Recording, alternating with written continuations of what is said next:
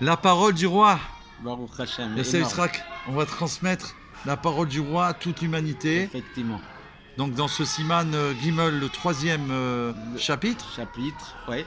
Donc qui a pour titre Acceptation de la royauté divine et après Acceptation des mitzvot.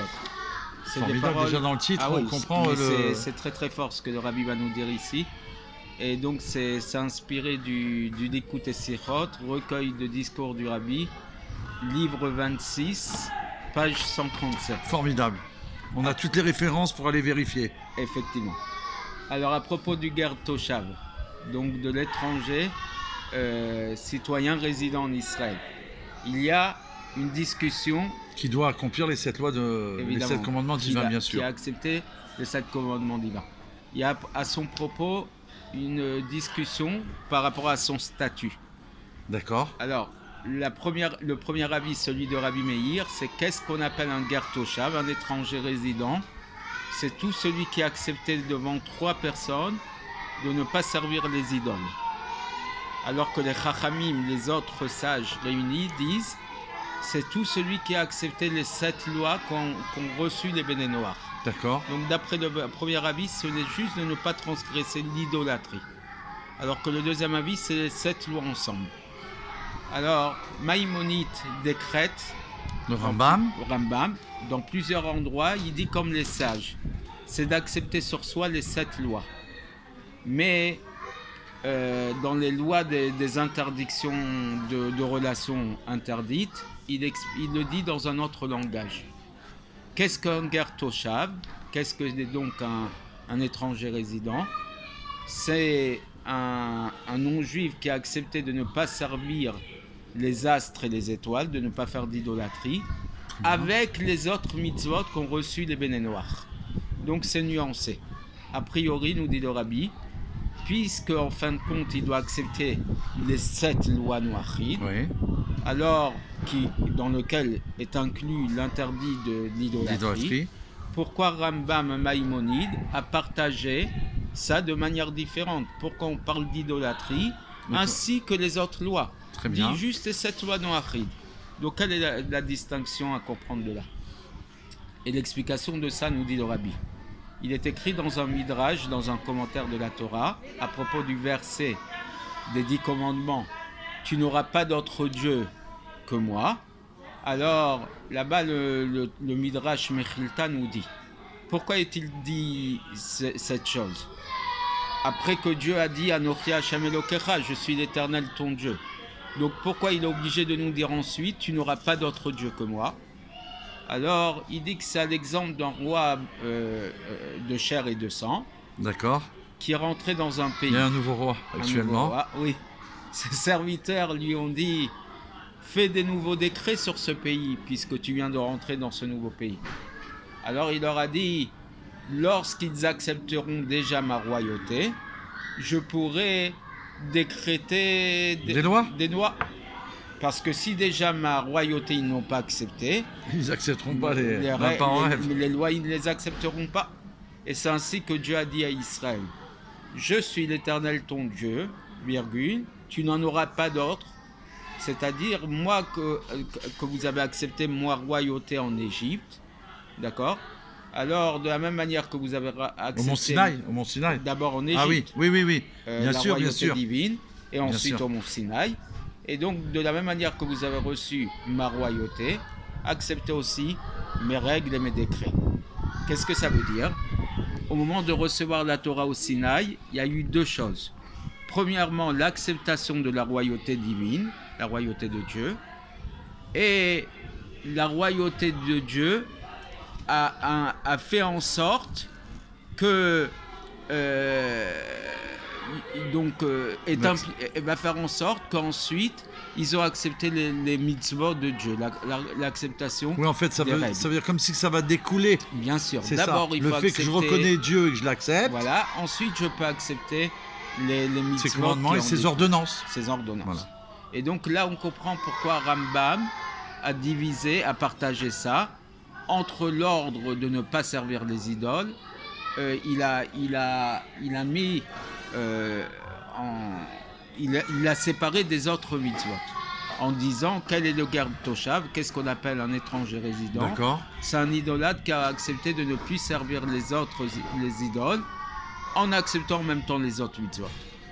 Donc de la même manière que chez les Juifs, au moment du don de la Torah, il y a eu les deux choses.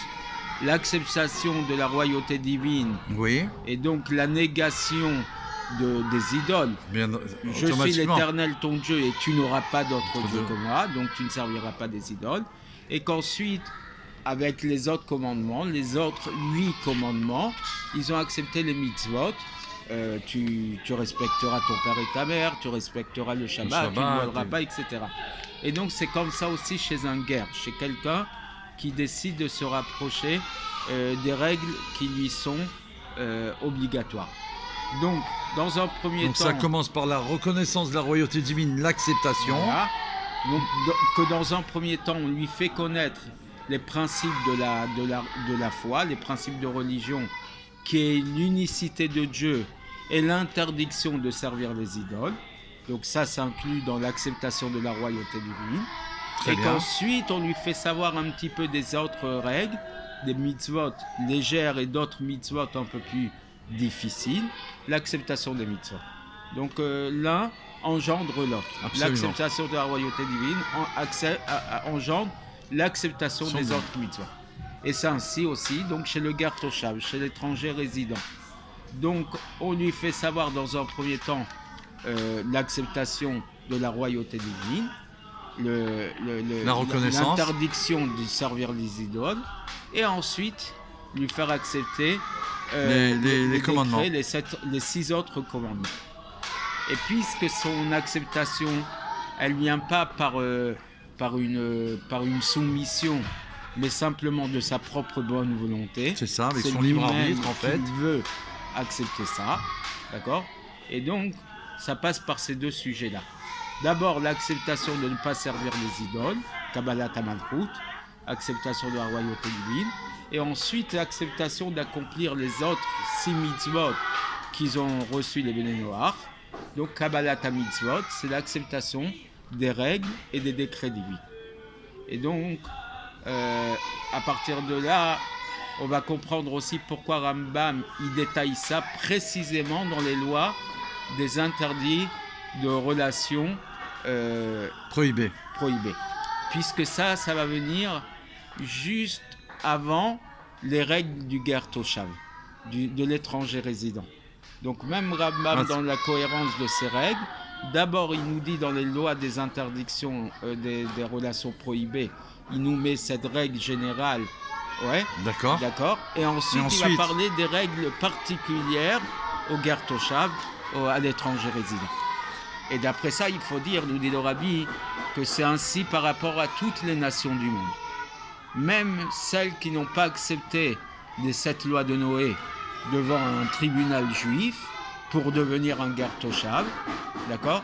Et donc, il faut que aussi ils sachent qu'il y a que Kabbalat HaMalchut, l'acceptation de la royauté divine, c'est un sujet principal par rapport à l'acceptation de l'accomplissement des autres 6 mitzvot des Béné Noach.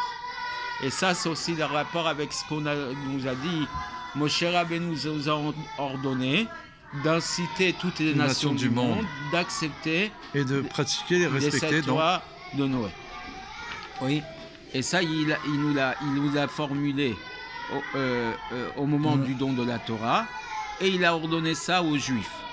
Puisque le but de Matan Torah, du don de la Torah, ce n'est pas seulement que les Juifs vont accepter la royauté divine et le joug des mitzvot, donc le joug de la Torah des mitzvot, mais de faire en sorte que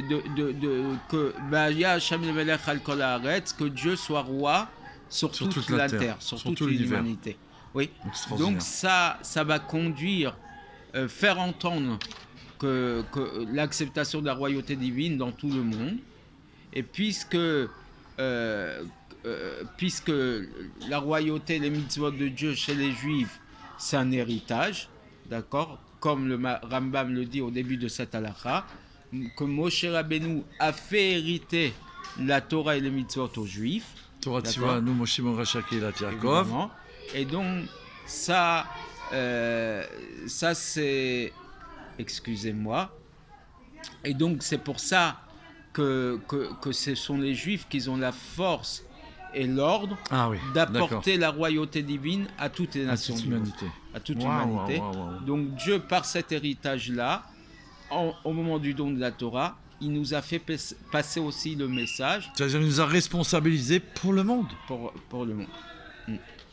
Et d'après ça, on va comprendre le contenu du sujet, d'inciter toutes les nations du monde d'accepter les mitzvot. Donc c'est vraiment très, très spécial ce passage qu'on est en train d'étudier. Je crois que c'est la base. Donc cela, il faudra le partager au plus grand nombre parce que c'est essentiel. Oui. Donc c'est ça le sujet d'inciter toutes les nations du monde d'accepter les mitzvot. C'est de s'efforcer d'influencer les nations du monde d'accepter les mitzvot. Et ça peut se faire d'une manière de kfiya, de soumettre. Mais soumission pas par la force, par l'amour. C'est ça. D'accord ? Inciter fortement, parce qu'on aime tout le monde, à en venir à ça. D'accord ?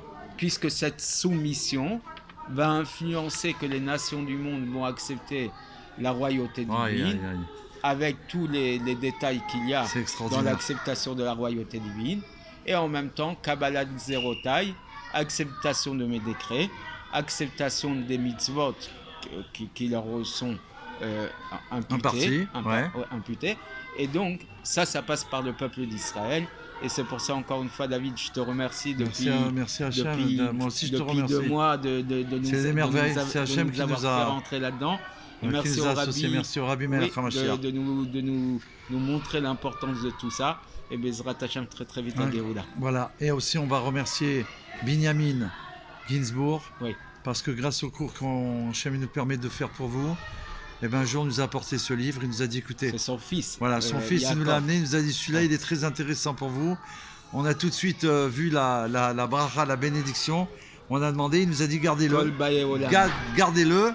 C'est pour vous, pour transmettre aux nations du monde. Donc merci. Merci beaucoup à tous ceux qui nous viennent en aide, de loin ou de près, pour venir en aide à vous, toute l'humanité. Amen. À très bientôt. À très vite. À bientôt. Et tout de suite, Mashiach, now. Amen.